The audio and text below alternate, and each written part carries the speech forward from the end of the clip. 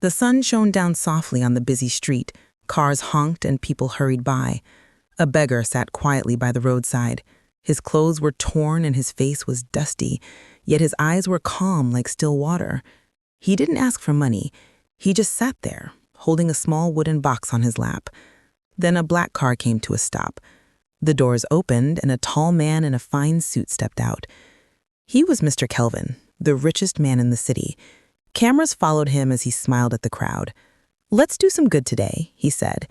He walked over to the beggar and held out an envelope filled with cash. Everyone watched eagerly. But the beggar looked up slowly and whispered, "No, sir, I can't take it." The street fell silent. People gasped and some laughed. A woman shouted, "He must be mad." A boy threw a stone at him. But Jonas, the beggar, didn't flinch. He only said softly, "I can't take what was built from my tears." Kelvin froze, his smile fading. The cameras clicked incessantly, and the crowd began to whisper more loudly. Sometimes the truth hides in unexpected places. Don't rush to judge what you don't understand. Wait, listen. Kelvin dropped his hand. "What did you say?" he asked. Jonas looked directly into his eyes. "You'll remember soon," he said quietly. His voice was calm but weighed down with emotion. The crowd couldn't believe it. Who talks to a millionaire like that? Kelvin frowned and stepped back confused. The beggar turned away and picked up his small wooden box. That box looked old but precious. The world might have laughed at him, but he didn't care, because sometimes silence speaks louder than money. That night, the video spread quickly. Phones buzzed everywhere. People laughed. A beggar refused a millionaire's money, they joked. Jonas became a target of ridicule. Some called him proud and others labeled him crazy. But under the bridge, where rain leaked through the gaps, Jonas sat quietly with his wooden box on his knees. He opened it and looked at a small picture of a smiling boy. His hands shook as he whispered, "I'm sorry, Eli. I'm still trying." He closed the box tightly against his chest. Sometimes love is the only thing left when the world takes everything. Mr. Kelvin couldn't sleep. The face of that calm beggar kept reappearing in his mind. Why did he say, "built from my tears"? He wondered. He tried to forget about it, but something inside him wouldn't let go. The next morning, he sent his driver back to the street. Jonas wasn't there. Only a few old papers and a small note lay on the ground. Truth doesn't need money. It needs courage. Kelvin felt a twist in his heart. If a voice inside tells you something is wrong, don't ignore it. Follow it. It might lead you to your real story. Kelvin got back into his car and said, "Find him," he said softly. "Find the man everyone laughs at." 2 days later, Kelvin's men found where Jonas sometimes slept, under an old bridge by the river. He was sitting near a fire made from dry paper. Kelvin walked toward him slowly. "You again," Jonas said without looking up. "Why do you care?" Kelvin sat down next to him, surprised by his own actions. "Because I can't understand why you refuse my help." Jonas smiled weakly. "You can't understand because you don't remember." He pointed to the tall buildings in the distance. "You built that from the sweat of many people, and some of that sweat was mine." Kelvin blinked, struggling to recall. Jonas continued, "You don't know me, but I knew you long ago."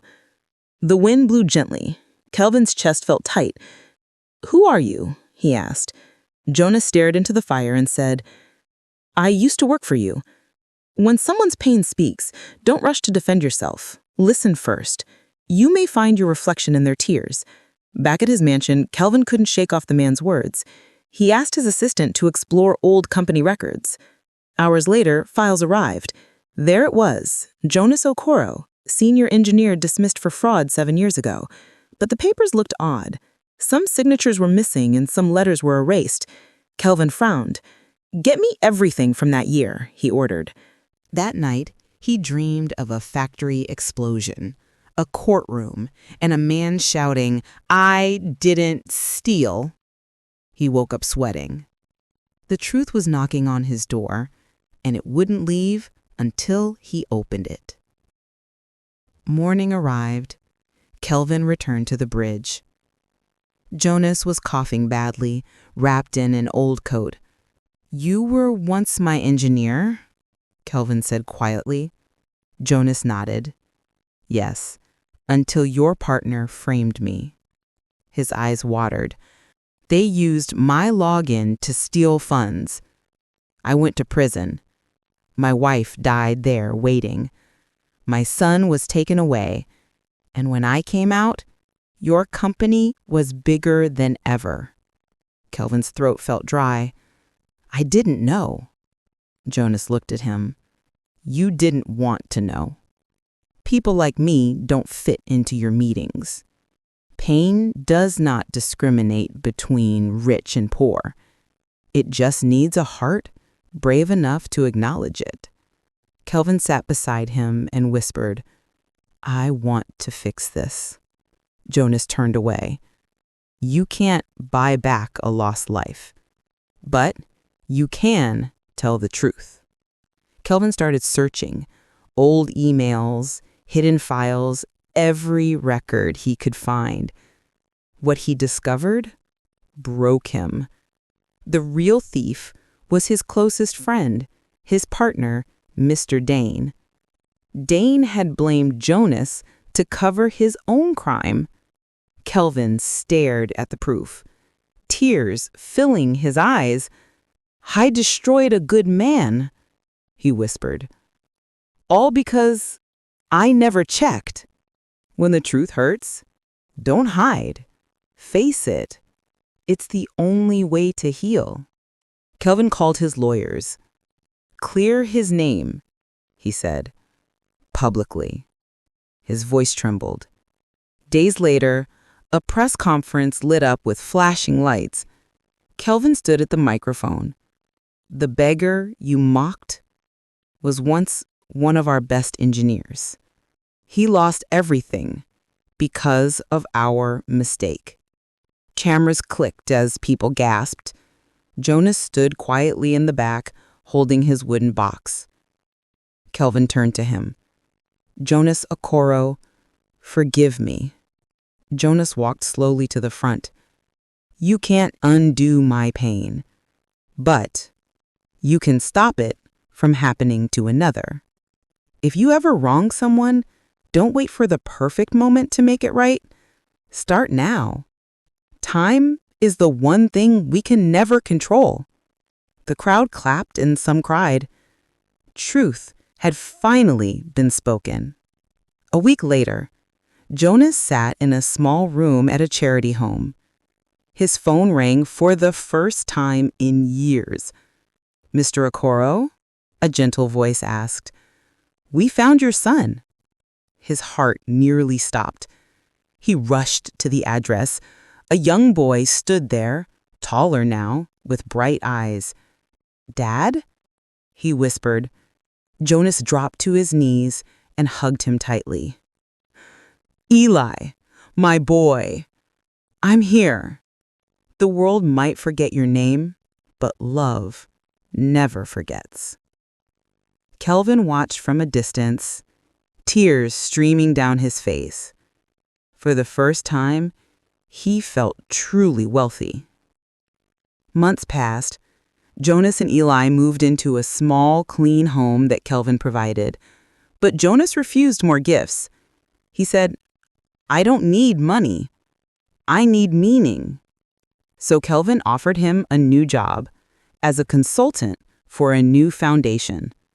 Jonas smiled. "Now that I'll take. Use your pain to build something that helps others. That's real success." Together, they launched the Second Chance Foundation, helping people who had lost everything due to lies or poverty. During the launch, reporters asked Jonas, "Why did you refuse the money that day?" He smiled kindly. "Because not all help is genuine. I wanted truth first, then kindness. Money without truth only brings back pain." The crowd fell silent. Kelvin stood beside him, proud and humble. "Before you give, check your heart. Give from truth, not guilt."